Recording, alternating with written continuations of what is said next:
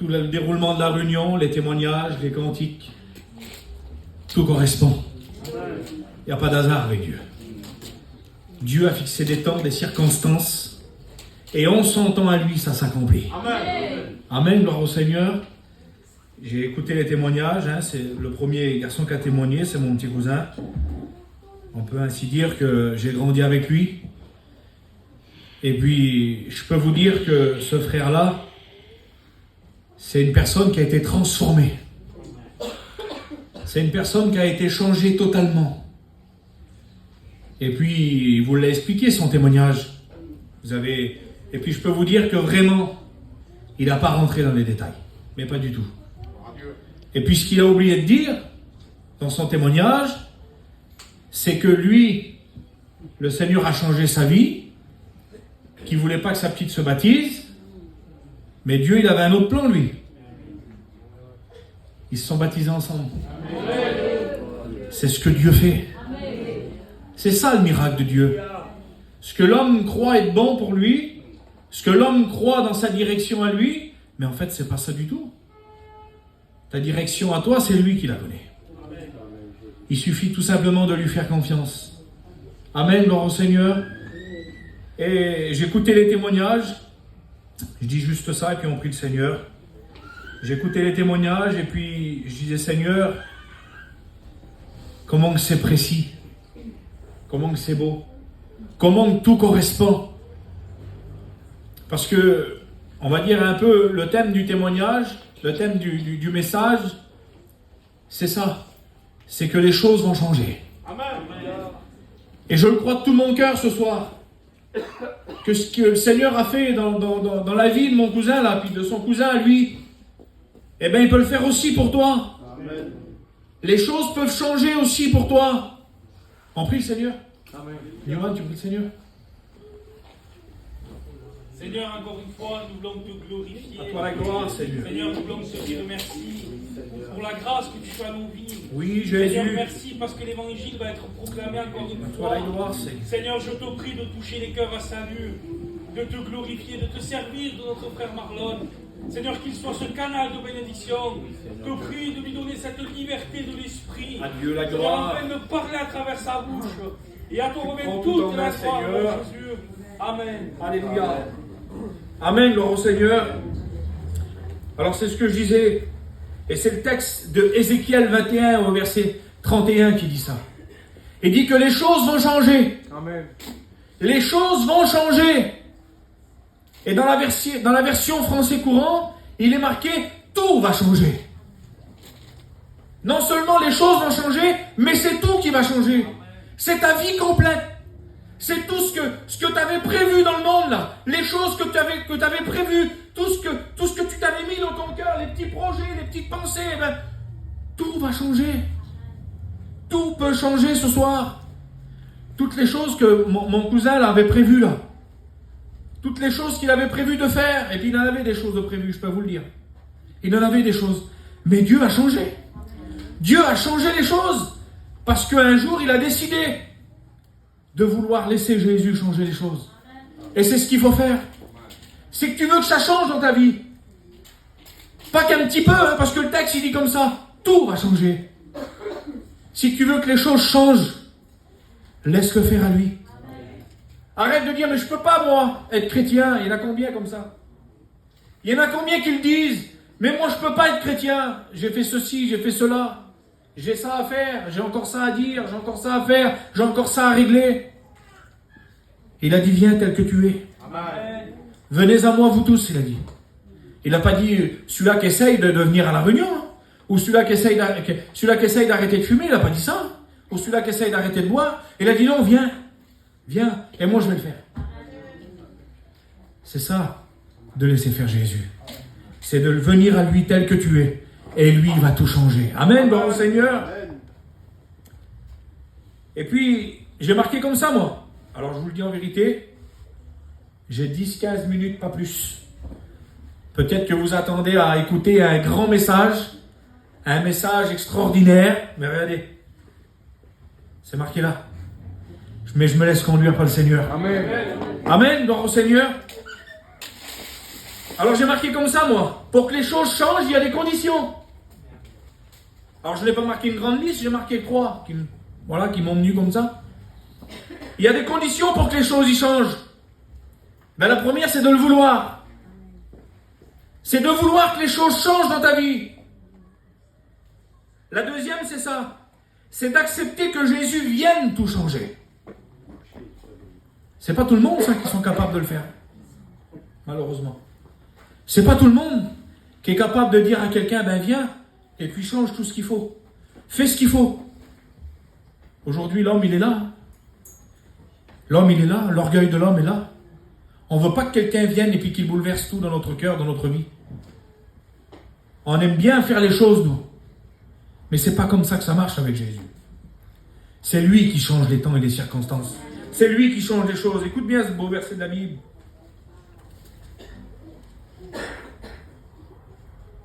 Alors j'ai marqué comme ça, la deuxième condition, c'est d'accepter que Jésus vienne tout changer. J'ai marqué pourquoi. Et c'est le texte qui répond. Quelle beauté, Seigneur. Le texte, il dit comme ça dans 2 Corinthiens 5 et au verset 17. Il dit, si quelqu'un est en Christ, il est une nouvelle créature. Amen. Amen. Il dit les choses anciennes. Quelle beauté. Les choses anciennes sont passées. Il dit, voici toutes choses sont devenues nouvelles. Quelle beauté, Seigneur. Si quelqu'un est en Christ, les choses anciennes sont passées. Amen. Alors c'est d'accepter que Jésus vienne tout changer. Et la troisième, c'est comme ça. J'ai marqué ça. C'est de se laisser conduire par l'Esprit. Amen, gloire au Seigneur. Et puis quand je marquais ça, je disais, Seigneur, c'est un message d'évangélisation. Et je me disais, il y en a qui vont se dire, oui, mais moi je ne suis pas chrétien. Je ne suis pas conduit par l'Esprit. Parce qu'il y a des personnes qui ne sont pas chrétiennes aujourd'hui, puis qui connaissent les choses de Dieu. Ils savent comment ça marche. Ils peuvent se dire dans leur cœur, oui, mais moi je ne suis pas chrétien, donc je ne peux pas me laisser conduire. Eh bien, sans le vouloir, tu l'as fait quand même. Parce que tu es là ce soir. Et tu crois que c'est qui t'emmène là? Tu crois que c'est par ta propre personne? Pas du tout. Tu as peut-être répondu à une appel. Quelqu'un qui t'a dit, viens, un chrétien, viens avec moi ce soir à la réunion.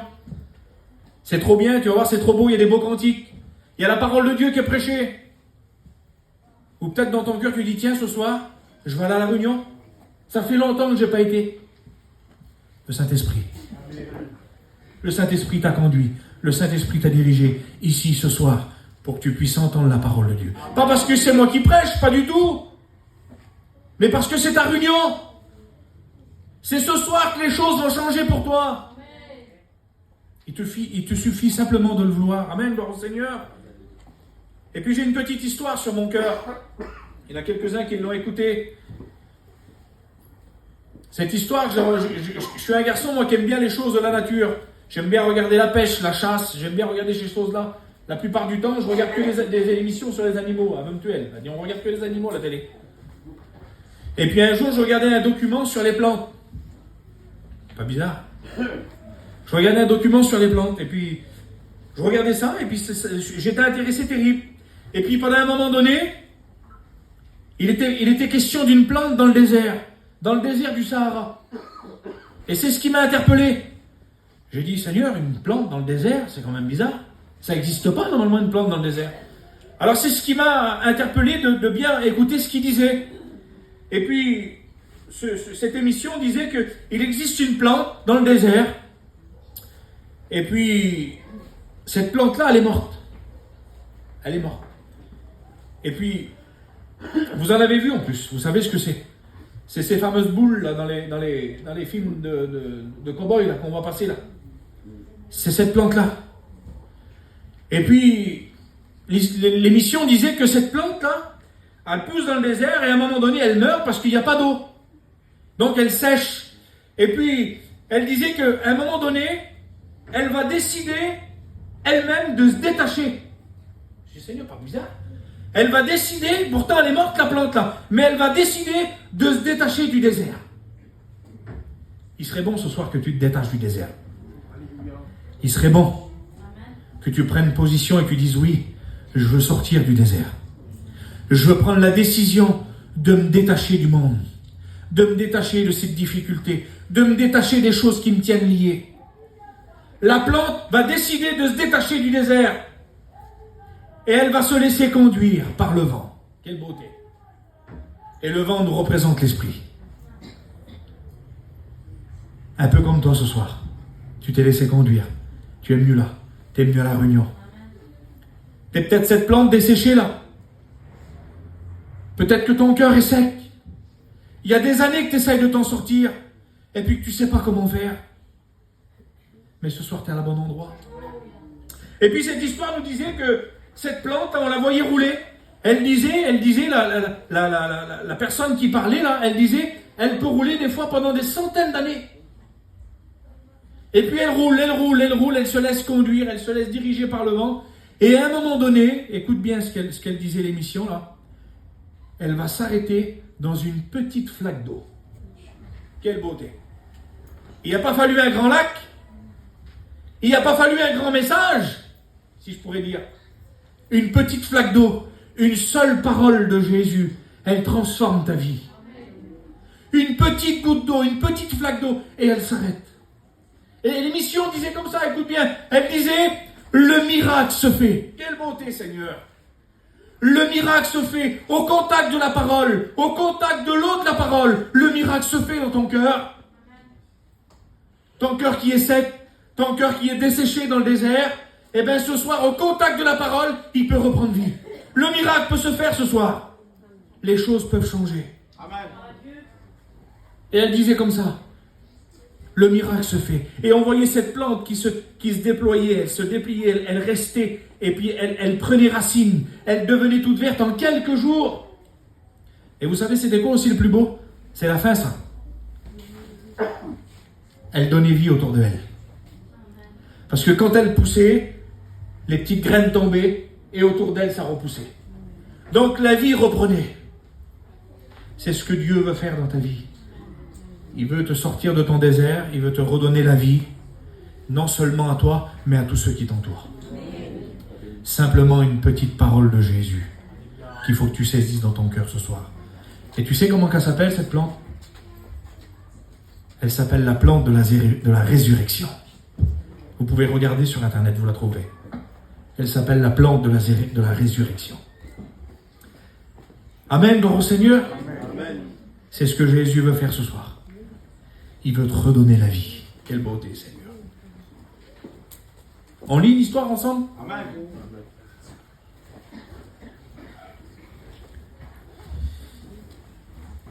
Ça a un rapport avec la troisième condition que je vous ai dit tout de suite. C'est de se laisser conduire par l'Esprit. Et puis, vous savez, nous, chrétiens, serviteurs, c'est un peu notre but à nous. C'est vrai, les frères? C'est un peu notre raison de vivre, en vrai. C'est de se laisser conduire par Dieu, se laisser conduire par l'Esprit.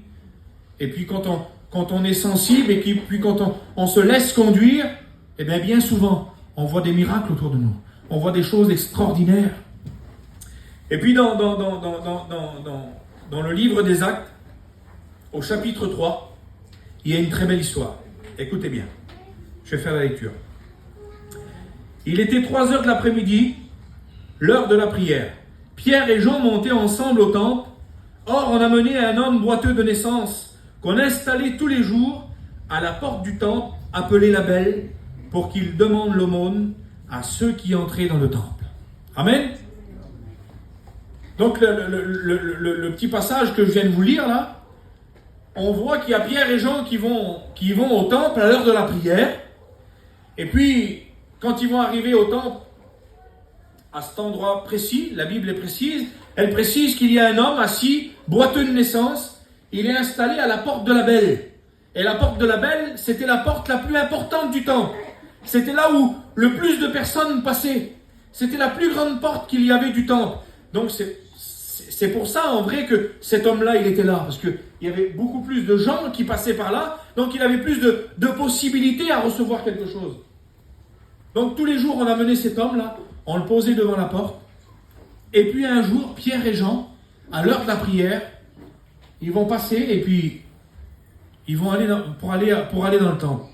Et quand je disais ça, Je disais, Seigneur, il y a un truc qui m'interpelle, moi. Parce qu'ils connaissent le chemin, Pierre et Jean, je parle, hein. Ils connaissent le chemin, ils connaissent l'heure, ils savent par où passer, et ils ne se sont jamais arrêtés devant cet homme. C'est bizarre, quand même. Ils n'ont pas dû y aller qu'une fois. Ils ont dû y aller des centaines de fois. Pierre et Jean, ils allaient au temple, ils savaient que c'était l'heure de la prière, ils n'avaient pas de montre en plus à l'époque. Donc ils connaissaient l'heure, ils savaient par rapport au soleil, tout, donc ils savaient à quel moment précis il fallait aller au temple, donc ils avaient l'habitude d'y aller. Et puis, quand on fait attention, on se rend compte que cet homme-là, il est boiteux de naissance et on l'amène tous les jours devant cette porte. Combien de fois ils ont dû passer devant lui? Combien de fois ils ne se sont pas arrêtés devant cet homme-là? Et puis regardez, c'est marqué comme ça. Il s'attend à ceux qui entraient dans le temple, et verset 3, il dit comme ça. Voyant Pierre et Jean sur le point d'y entrer, cet homme leur demanda l'aumône. Je dis, Seigneur, c'est pas possible. Je dis, pourquoi alors aujourd'hui? Pourquoi qu'à ce moment-là, ils ont passé des années devant lui, et là il les remarque, lui. Et puis le Seigneur, il me disait dans mon cœur, oui, mais juste avant acte 3, c'est acte 2. C'est plus les mêmes. C'est plus Pierre et Jean de avant acte 2 là. C'est plus les mêmes hommes. Ils ont reçu la promesse de Jésus. Il dit, vous recevrez une puissance. Le Saint-Esprit viendra sur vous. Ils ont reçu le Saint-Esprit à ce moment-là. Donc à ce moment-là, c'est plus les mêmes personnes. Donc quand ils vont passer pour aller au temple à l'heure de la prière, là, ils voient l'homme là. Ils les voient l'homme là. Mais c'est qui ces hommes-là? Je les ai jamais vus, moi. C'est qui ça? Qu'est-ce qui s'est passé? Ils sont pas comme les autres. Alors il va les interpeller. Et regardez ce qui est marqué, c'est merveilleux. Pierre, accompagné de Jean, il fixa les yeux sur lui et lui dit, regarde-nous. Quelle beauté, Seigneur. T'as regardé autour de toi? T'as regardé les chrétiens autour de toi? T'as regardé les chrétiennes autour de toi? La paix qu'ils ont sur leur visage, la joie qu'ils ont dans leur visage. T'as pas vu qu'il y a une différence entre toi et eux? Tu voudrais pas avoir cette paix? Tu voudrais pas changer? Tu voudrais pas recevoir ce que le Seigneur a à te donner? Ils vont s'arrêter. Ils vont lui dire, regarde-nous, fixez dans les yeux là. Ils vont lui dire, regarde-nous. En voulant dire, tu vois bien qu'on n'est plus pareil. On n'a plus la même vision. On est rempli d'amour. C'est ce que Jésus veut faire. Il veut te remplir d'amour ce soir. Il dit, regarde-nous. Alors lui, regardez ce qu'il va faire. Il va les regarder attentivement, croyant recevoir quelque chose d'eux. Lui, il s'attendait à recevoir une petite pièce, peut-être un petit truc à boire, je ne sais pas, quelque chose. Mais il ne s'attendait pas à ça. Pas du tout. Pierre va lui dire, on n'a ni or ni argent. On n'en a pas de tout ça. Mais par contre, ce qu'on a reçu, ce qu'il y a dans notre cœur là, ce que Jésus a fait pour nous, ce que Dieu a fait dans nos cœurs, dans nos vies, Dieu a tout changé. Eh bien, on te le donne. Prends-le. C'est à toi. Prends-le aussi ce soir, toi. Il est là, il te tend la main. Il veut t'en sortir. Regarde-les. Quelle beauté, Seigneur. Eh bien, dis, regarde-nous. Alors Pierre lui dit, je n'ai ni or ni argent, mais ce qu'on a au nom du Seigneur Jésus-Christ. Quelle beauté. On te le donne. Tu veux pas recevoir ce soir? T'en as pas marre de rester dans ton état? T'en as pas marre de rester comme ça? Et regarde comment quelque chose ils ont changé pour cet homme. Simplement un petit regard, un petit mot de la part du Seigneur. Et Pierre, il n'a pas prêché un message d'1h30 là. Il n'a pas fait un enseignement. Il a dit tout simplement, regarde-nous. Vois le changement. Vois ce que Jésus fait dans une vie. Regarde-nous. Alors il va lui tendre la main. Et puis il va dire maintenant, lève-toi et marche. C'est ça le changement de Jésus. Il n'y a pas besoin de faire de grands discours. Il n'y a pas besoin que le ciel s'ouvre, là. Bien que Jésus peut le faire, bien que Dieu peut le faire, il a tout pouvoir, la Bible dit. Dans le ciel et sur la terre. Il appelle les choses qui n'existent pas et ils apparaissent. Alors imaginez-vous un petit peu. Qu'est-ce que Dieu est capable de faire? Mais Dieu est tellement simple. Dieu est tellement bon. Dieu est rempli d'amour et rempli de compassion. Il lui tend tout simplement la main. Amen. Et lui dit, lève-toi et marche. Et d'un bond, la Bible dit, il va se lever. Quelle beauté. Et regardez ce qu'il est marqué. Puis il le prit par la main droite. Il le fit lever sur ses pieds. Et ses chevilles s'affermirent immédiatement. Quelle bonté, Seigneur. D'un bond, il fut debout et se mit à marcher. Il entra avec eux dans le temple. Regardez le changement. Le changement de cet homme, d'un simple petit mot. Il entre dans le temple avec eux. Il marche, il saute et il adresse des louanges à Dieu. Elle est petite la différence de la personne là. Il était 5 minutes avant, il était au bord d'un chemin, boiteux, en train de mendier là. 2 hommes de Dieu, ils ont passé. Ils lui ont simplement dit, lève-toi et marche. Et puis il a reçu. Et il est reparti béni, rempli du Seigneur, rempli de Jésus. Amen, gloire au Seigneur. Amen. C'est possible aussi pour toi ce soir. Amen. C'est possible pour toi que Jésus vienne, te tend la main et te dit maintenant c'est bon, je vais marcher avec toi. Amen. C'est bon, il faut que tu arrêtes de marcher tout seul. Je te tends la main là, saisis-la. Parce que cet homme il n'a pas dit non, moi je ne vais pas te prendre la main. Il n'a pas cherché à comprendre, il parle même pas. Il parle même pas là, il n'y a même pas de mots de lui. Il lui saisit la main et il se lève. Il saisit la bénédiction, il saisit la victoire, il saisit le mot du Seigneur. Amen, dans le Seigneur. J'ai bientôt fini, j'ai un dernier texte pour conclure.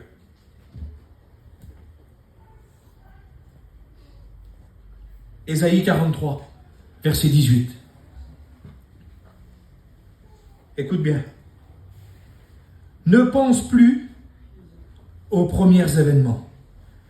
Ne cherche plus à comprendre ce qui est ancien.